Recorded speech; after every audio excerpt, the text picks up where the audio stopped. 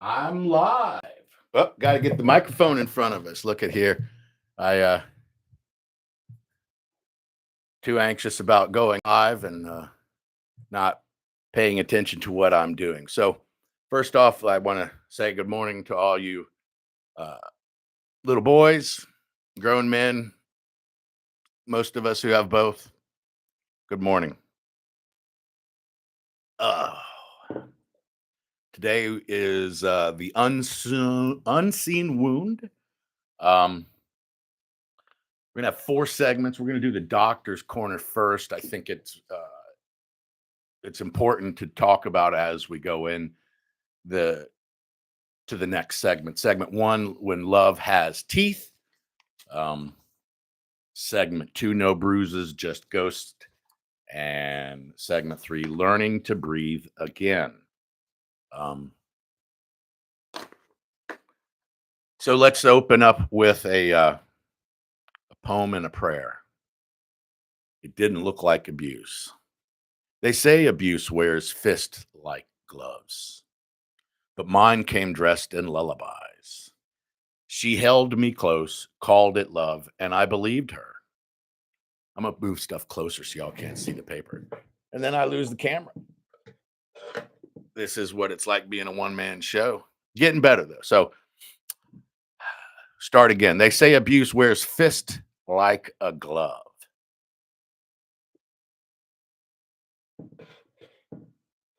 How about now? There we go. They say abuse wears fist like gloves, but mine came dressed in lullabies. She held me close, called it love, and I believed her. God help me, I believed her.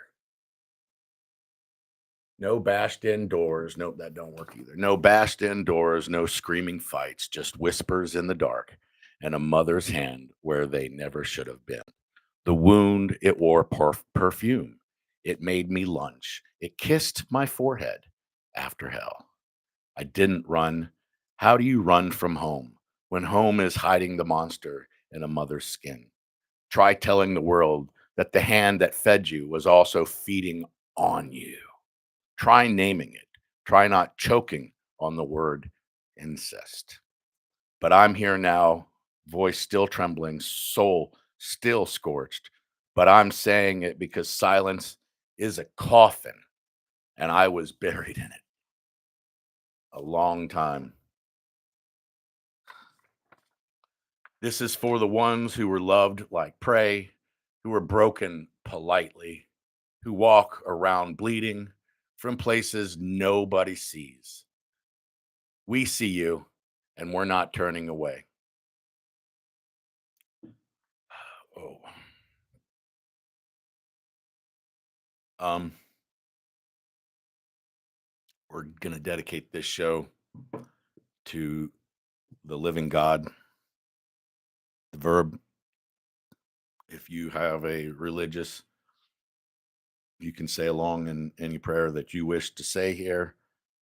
Mine is based on I don't believe any religion is wrong, and I actually not going to talk about it here, but I'm not a fan of any organized religion.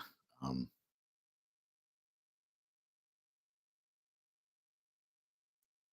Living God, let these words find a place where they can settle in fertile soil, even if it's the compost of the past. Plant the seeds of love, of the message of what we bring today into their heart and into their mind. And may you let it grow. May you shower it with your love. And it's you who brings the growth. I'm just the farmer who plants the seed, the fisherman. And thank you for making this my job. This is amen. Um, so we're gonna go on to our next section, the doctor's corner. I had my wife go through this, and so it's a little bit. I like to get other people's responses and to my message or what I want to talk about, and because other people are I like this. This isn't my program. This is our program. I'm just the vocal shithead. Um, so again, you can get this from her website or my website. The link to this, you can get it for $10, a PDF version. Get it. It's more than worth it. If you really like, I like her work. Um, so I got a signed copy. It was worth it for me. Um, Chapter 5, misconception number 4. And so let me preface this. At this point, I'll be speaking directly from her book. Um, and after that, anything and everything that I say will be my own opinion, not hers. And so, yeah, here we go. Misconception number 4: motherly love cannot be sexual. Mothers are more of an icon in our society than priests, Lou 2005. And sexual abuse by a mother is considered one notch above clergy abuse. There's a couple different references in there to that. As noted earlier, males are especially reluctant to self disclosure, emotionally charged experiences. Mielseman, 1978. Since mother son incest appears to be profoundly traumatic and more devastating and emotionally draining than any forms of abuse. Let me read that again. Since mother son incest appears to be, and she has it in quotations, profoundly traumatic and more devastating and emotionally draining than other forms of abuse. Lou 2004, 1988, Monroe 2002, Rudiminier 2002, Gabby, and I mean, there's 7 different sites to that one sentence. So if you're here listening today and you're one of us, know that you endured the worst kind of a child abuse that is possible. This is worse than father daughter. This is a violation of sucking you dry. Again, that's my opinion, not hers. There are also popular jokes, such as a sister who tells her brother, "You're much better than Pa." And the brother answers, "Yeah, that's what Ma tells me." Society to the area of idealized myths. As mentioned previously, a Google of the words mother son incest reveals 2 million links, with the majority of them pornographic sites and chat rooms that feature mother son incest. Obviously, the fantasy of mother son incest encompasses a measure of interest not reflected in any statistic. Other cases of mother incest are listed on fathermag.com, a website dedicated to men's and fathers' issues. McCarthy, 1996, adds that in Japan, mother son incest is a subject of much public concern, and it seems to be the most common form of sexual abuse. I'm going to read this again. Adds that in Japan, mother son incest is a subject of much public concern, and it seems to be the most common form of sexual abuse. We're going to read that again. And it seems to be the most common form of sexual abuse. This is not me making it up. Get the book. Um,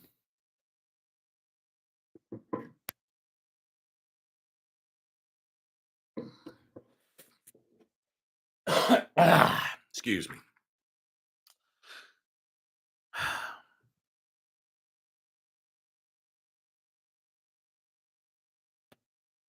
I was watching some repeat episodes of Family Feud, um, and it reminded me of Paul. Um, Again, not using it religiously, using it from a contextual standpoint in the conversations that were taking place from a history standpoint, regardless if you understand the underlying spiritual context, the messages are still the same. And so if you look at, and so I want to take what was said in here by researchers, okay, and then I want to add it to the words of Paul in First Corinthians. It's the third paragraph that he talks about. First one's division within the church, and the second one, I don't even remember what it was, something about suing one another. Maybe that's the fourth. I don't.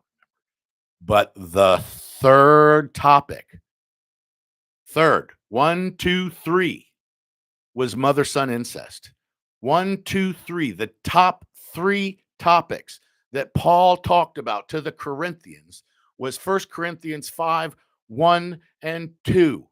And I witnessed it. You enjoy sexual immorality where the son is sleeping with the father's wife, and you make jokes of it. And I'm on watching Family Feud, and the mother and the entire family in the audience is laughing as the mother is talking about the size of her son's Johnson.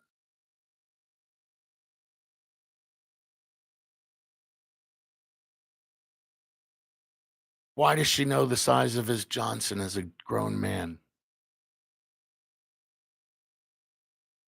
Is that really a conversation that a son and a mother should be having? Is that something that we should be talking about in public? Is that really something that we should be laughing about? A mother and a son talking about the size of his manliness or whatever you want to call it, his Johnson?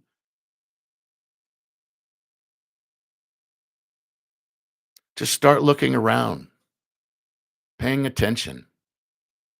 How often we make fun of mother son incest.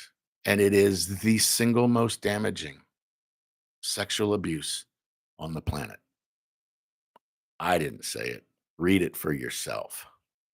These are scientists and doctors saying this, not a man who's experienced it. I've experienced sexual abuse, sexual assault, gang rape, and incest. And mother son incest, out of all of them, is the most damaging. It's the one that's more lingering. It's the one that's more, uh, it defines me. When I was gang raped at 22, that didn't define me. It damaged me, but it didn't define me.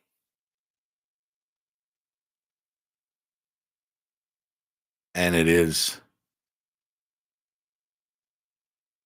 I give Luke 17:15 is who I am. Again, I use it just from a contextual standpoint because it's easier to relay the entire story instead of me telling it every time. But I'll tell it here. Luke 17:15 is the story of the 10 lepers. One came back and dropped to his knees, and he recognized that he was cleansed, and it was God that had cleansed him. I'm the 10th leper. I've been cleansed, and I give proper ownership to who did it. Now, that doesn't mean that I don't have an intellectual mind and that I'm led around like a fool. Um, I'm doing some highly academic stuff, and my it's not even faith. It's not faith anymore. I it's like being in a river. You know when you're in a river and when you're not. And so that connection is amazing. And the fruits of my labor from 6 months ago are starting to fruit. And I'm getting some beautiful fruit. This is some of the most amazing fruit that God has given, right? All I did was plant the seed. God does this, man. I'm just a farmer. So when love has teeth, survivors have shared so many moments with me, abuse that doesn't look like abuse at all. The mother who needs cuddles too long, a kiss on the lips that lingered just a little bit too long, bass that went into the teenage years, special treatment and those quiet secrets and a sixth sense of being chosen. That's my sisters always say that's that was me. And um you can tell the sickness in my family from both the action and the responses. So when I was in the Navy, like, my mom put up a huge poster of the Mediterranean Sea, and she was tracking me. And my father told her that if she didn't quit obsessing over me, I don't think she was obsessing me; she was just being a mom. That he was going to divorce her. Um,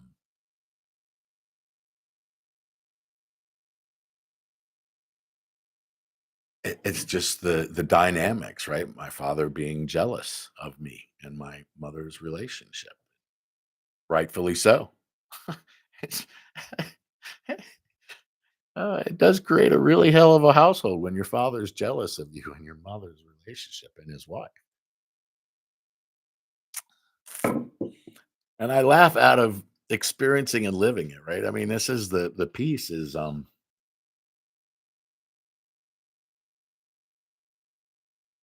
I can find the sick humor in it now, because it you have to or you'll cry, right? Um, so that this is the strength. Paul is the one who gave me the strength to come forward, right? If he's willing to come up and speak about mother son incest, well, fuck it, so am I. Um, one man recounts she used to whisper, "You're the only one who really loves me," while holding me in the dark. I didn't know that was a curse. This is a spiritual, a soul betrayal. When the first godlike figure in your life wounds you, it distorts your entire understanding of love, trust, and spiritual safety. Think of that. The first experiences of love you have are not you being loved for you being you, but being loved for what you can give somebody else.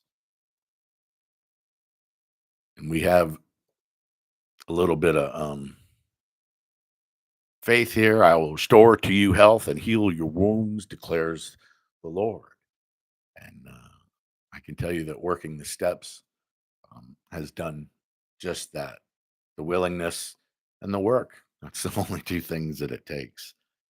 Uh, so, moving on. Segment two, no bruises, just ghost. So, how does it show up later in life, right?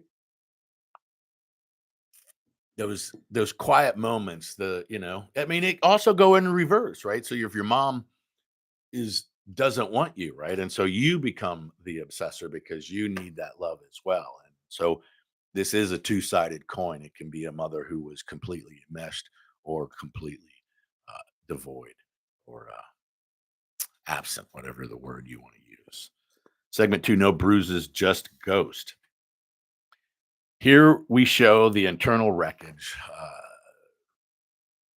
And all of this is me, CPTSD, which unfortunately the DSM-5 does not recognize, uh, disassociation, rage, sexual confusion. Yes. Um, and here we go. Yes, yes, and yes. Addictions. I anything to find something to fill the hole inside of me of the emptiness from what was stolen from me. Failed relationships. Identity shattering. Another survivor tells this story. I walked around like a normal guy, good job, wife, but I couldn't make eye contact with myself in the mirror. Not really, not past the age of 9.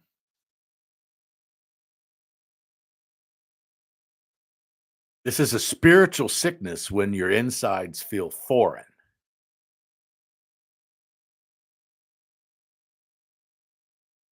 or void. I mean, I guess foreign is a good word. I didn't even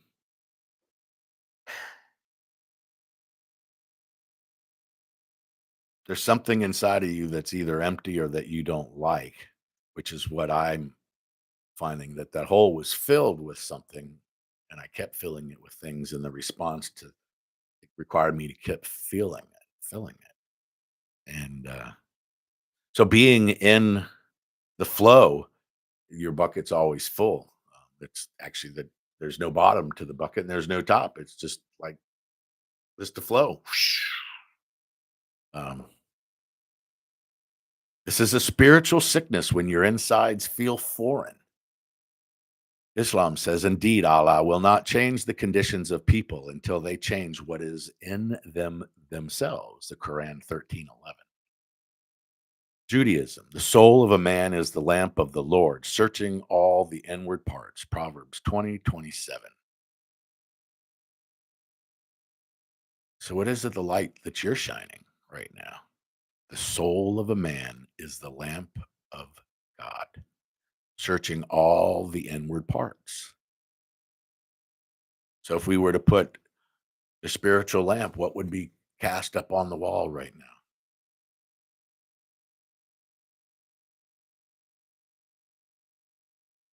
This is for me, and we talked about this last week, but I want to talk about it again. Um, you you've been given a wound, and it's yours. You can't give it back. You can't undo it. You can't ending give it. You can't any of it. It's yours. You have it. This is, in my opinion, an emotionally, sexually, or psychologically transferred disease. No different than any biological disease. This is a psychological disease, and we have it.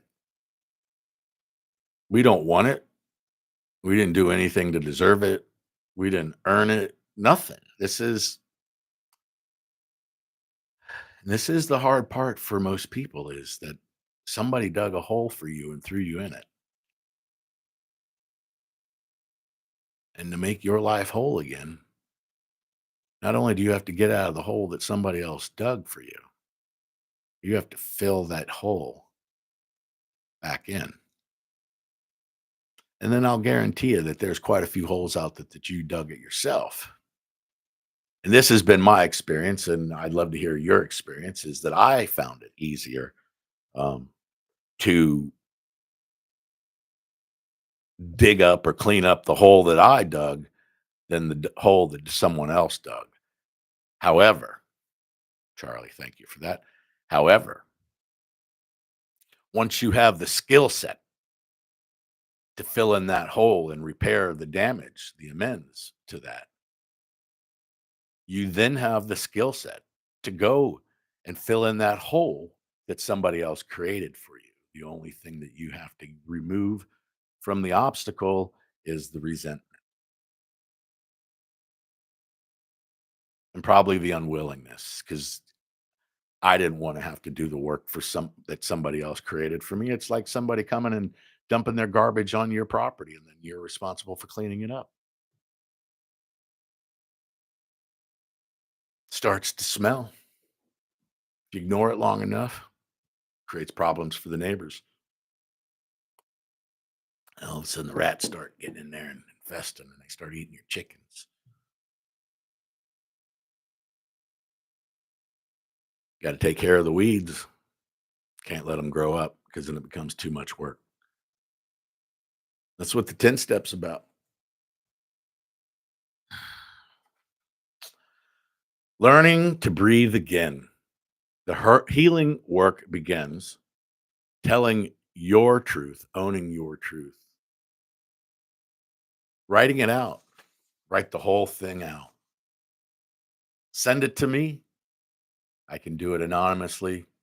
We can add it to the book, or you can burn it and say a prayer. If you want to share it with me and we can burn it together, I'm happy to do that as well. If not, find another brother that you trust and do it. Find a circle of men who get it. The community,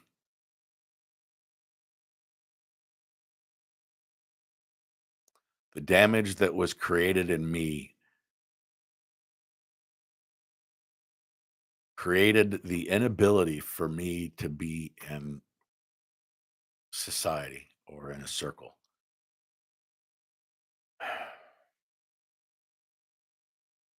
It's taken a year for me to finally get into a circle of men who get it and I trust. Rituals that reclaim body and spirit. I go down to my orchard nearly every day now. It's not raining. And sometimes when it's raining, I enjoy just standing out there in the rain and watching my water creations sometimes. Not the way that I've manipulated the earth to have the water move as I would like it, and using the forces of God, gravity. Finding a circle of men is really important. So I go down to my orchard, spend a lot of time, beautiful flowers, 8 fruit trees. I just planted my pumpkins, got a lake down there, a little creek, beautiful grass. I take my dogs down there and I got a chair and I don't take my phone. I don't take anything. I take the dogs and me. And I just enjoy watching them and listening to the birds. And it's a disconnection from everything and a reconnection of me to the earth. Right? We're traveling. Think about how fast we're traveling, right? If it wasn't for gravity, we'd have been slung off this mall a long time ago. And so we're just held on here by centrifugal force. Uh, so I just enjoy the centrifugal force because otherwise we wouldn't have the trees and all of this. I mean, it's the forces of nature that allow us to experience what we do is just phenomenal. Um, I love just being in nature by myself, right? Listening. It's soothing because I've cleaned up. I've filled up all my holes. I don't have any holes that I'm worried about falling in anymore. And I filled in the hole that somebody else, all these other ones that have been created for me by other people. And understanding that the person who put me into the pattern of this that's the pieces that my mother and father put me into the pattern of getting abused. Because that's the only way I knew how to get affection. Therapy, prayer, stillness, and movement. Survivor shares, I started meditating because it was the only place I didn't have to perform. And one day I heard my soul speak. It said, "You're mine now, not hers." Amen. We reclaim ourselves by choosing to walk the healing path.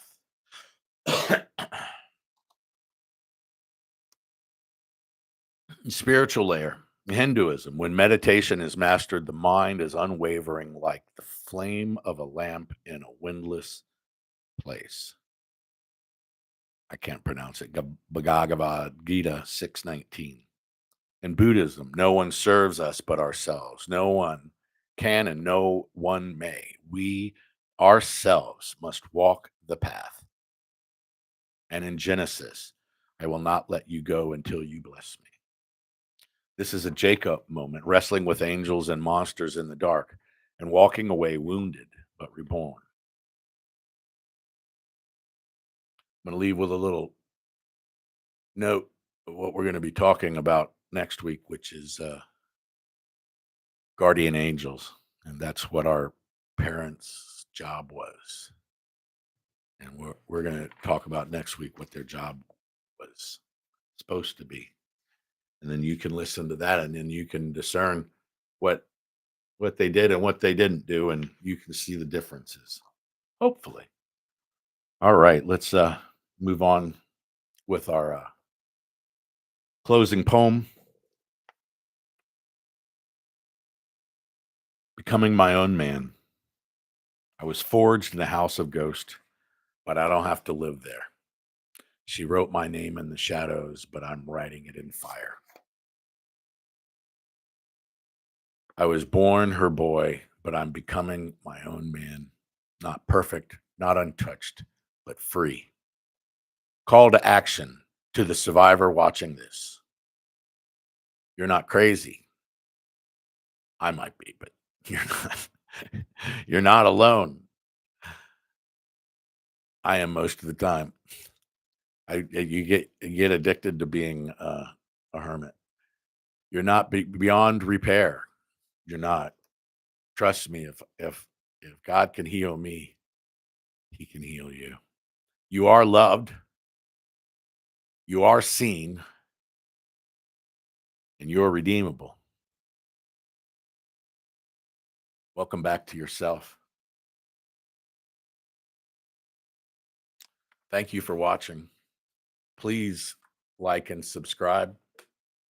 Uh, Share this with anybody who you think could benefit. There's no monetization. I'm not looking for money. I'm looking to share the message just like Paul did. Bless you. Thank you.